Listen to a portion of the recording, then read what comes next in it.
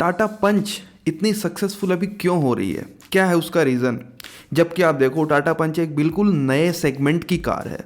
अब नया सेगमेंट ऐसा है कि जिस साइज़ में ये आती है, एक हैचबैक के साइज़ में, एक एसयूवी स्टांस के साथ आती है, तो ऐसी कोई दूसरी कार है नहीं।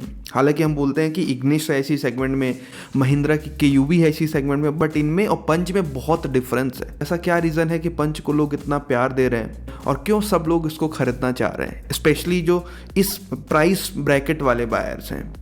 अगर आप नंबर देखो तो पंच हर महीने लगभग 8 से 10 हज़ार यूनिट बिक जाती है, जो कि एक नए सेगमेंट के लिए, एक नई कार के लिए, वो भी टाटा जैसे ब्रांड में, एक बड़ी बात है। अब देखो थोड़ा सा अगर आप इसको डिटेल में समझोगे ना, तो मैंने ये एनालिसिस किया कि जो हैचबैक के बायर हैं इस सेगमेंट वाले, वो भी पंच को खरीद रहे हैं, और जो एक सेगमेंट ऊपर वाले बायर थे जैसे नेक्सॉन, वेन्यू, सोनेट, ब्रेजा, इसके भी कुछ बायर्स पंच की तरफ शिफ्ट हो रहे हैं। तो पंच इन दोनों के बीच में आने की वजह से पंच को फ़ायदा भी मिल रहा है। और बाकी जो पंच के स्पेशली लवर हैं, जिनको लुक्स पसंद है या यही खरीदना है, वो तो चलो खरीद ही रहे हैं। तो कुल मिला के 3 तरीके से लोग यहाँ पे पंच को कंसिडर कर रहे हैं।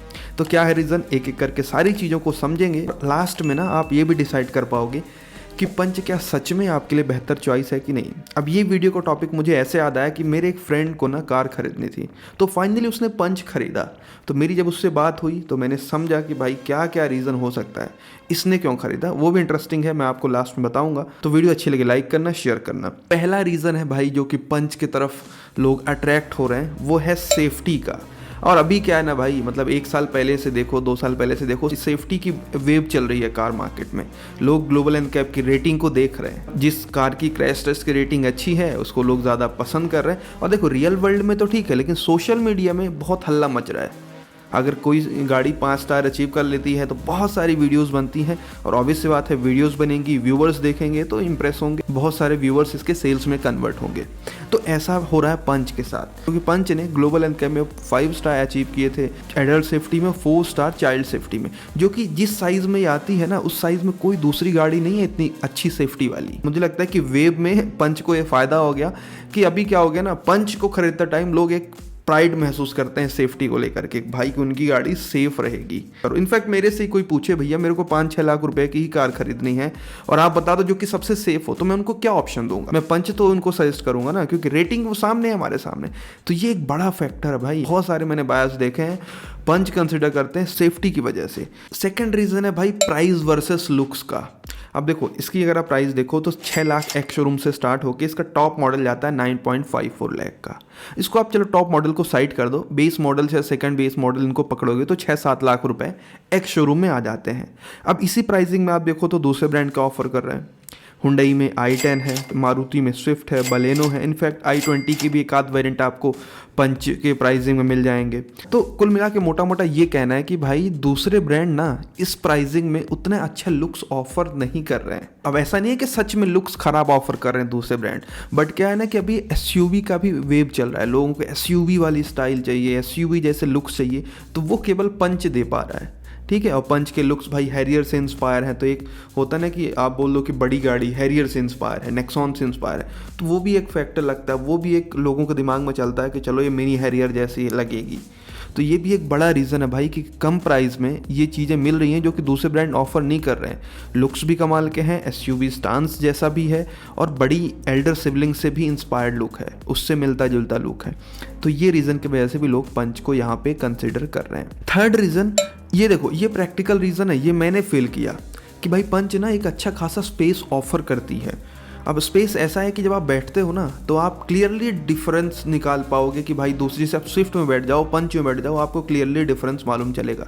ज़्यादा लेग रूम इन चीज़ों में तो डिफरेंस नहीं पता चलेगा, बट जो एक होता है ना हेड रूम हो गया, और आप जब फ्रंट सीट्स में बैठते हो तो जो पूरा बोनेट है या जो डैशबोर्ड है वो एसयूवी जैसा लगता है, तो उसकी वजह से ना आपको एक बड़ी गाड़ी वाली फीलिंग आती है। अगर आपको नहीं समझ आ रहा तो आप जाना दोनों की टेस्ट राइड लेना, आपको फ़र्क समझ आएगा। आप स्विफ्ट चला के देखना सेम प्राइस में, मारुति की बहुत अच्छी गाड़ी है, और आप पंच में बैठोगे, पंच चलाना, आपको पंच में थोड़ा सा एक फील गुड फैक्टर लगेगा इन टर्म्स ऑफ साइज़ और इन टर्म्स ऑफ स्पेस, जबकि रियल वर्ल्ड में आप देखो तो डायमेंशंस पे ज़्यादा डिफरेंस नहीं है। तो इसकी वजह से भी जो बायर्स है ना वो पंच की तरफ कन्वर्ट हो रहे हैं। तो ये भी एक रीज़न हो सकता है स्पेस वाला कि भाई थोड़ा सा ना ये एसयूवी जैसे जो उसका स्टाइल इन्होंने दिया है ना, उसका भी बेनिफिट मिल रहा है पंच को। एक और रीज़न है भाई, वो है इंडियन रोड का। अब देखो इंडियन रोड ही ऐसी है कि वहाँ पे लोगों को पंच ज़्यादा कन्वीनियंट लगती है दूसरी इस प्राइस पॉइंट वाली कार से, क्योंकि इस प्राइस में आती है हैचबैक जैसे मैंने आपको बताया। तो इनमें क्या है कि इनमें है ग्राउंड क्लियरेंस कम, 160 से 170 mm के बीच में है, लेकिन पंच आपको 187 mm का ग्राउंड क्लियरेंस देता है। इंडियन रोड ही ऐसी है भाई कि अगर आप 165 170 mm वाली कार चलाओगे ना ग्राउंड क्लियरेंस वाली, तो कहीं ना कहीं आपको एक डर सा रहेगा कि भाई टकरा तो नहीं जाएगी। सिटी में ठीक है, अच्छी कोई दिक्कत नहीं, लेकिन अगर आप मल्टीपर्पज़ एक कार सर्च कर रहे हो, आप बजट सेगमेंट में ही रहना चाहते हो, तो फिर आपको ग्राउंड क्लियरेंस ना थोड़ा सा प्रॉब्लमेटिक हो सकता है। लेकिन पंच के साथ यही चीज़ें आपकी सॉर्ट आउट हो गई। 187 mm का ग्राउंड क्लियरेंस है, अप्रोच एंगल डिपार्चर एंगल भी कम कर दिया गया। बेसिकली पंच में ना ग्राउंड क्लियरेंस और ऑफ रोड कैपेबिलिटी को भी ध्यान में रखा गया है। तो अगर छोटे शहर से कोई बंदा है, अब उसका बजट ही इतना है भाई, तो उसके लिए पंच ज़्यादा अच्छी रहेगी। क्लियरली मतलब ये चीज़ समझ आती है, ज़्यादा ग्राउंड क्लियरेंस है, टकराएगी नहीं, तो वो इजीली कहीं से भी जा सकता है। रूरल एरिया में जैसे रोड अच्छी नहीं होती, तो वहाँ पे हैचबैक लेके क्या ही करेगा, वो बार बार टकराएगी, है ना।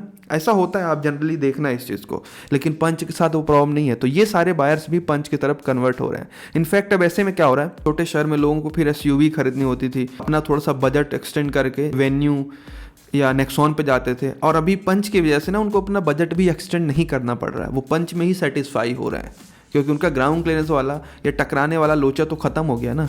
तो ये भी एक फैक्टर है, ध्यान रखना। हाँ, इसी के साथ आप ये कह सकते हो जो सिटी के बायर्स हैं उनके पास भी पंच को लेके डिसीजन वाला रीज़न है। वो ये है कि देखो, लोग SUV चलाना चाहते हैं, मान लो कोई बंदा सिटी में है, उसको SUV ही चलानी है, लेकिन स्पेस ही नहीं है, ट्रैफिक में रहते हैं, तो फिर वो वेन्यू, सोनेट, नेक्सॉन में भी उनको मतलब ऐसा लगता है कि स्पेस में कमी आ जाएगी, जबकि हालांकि ये भी 4 मीटर से छोटी है।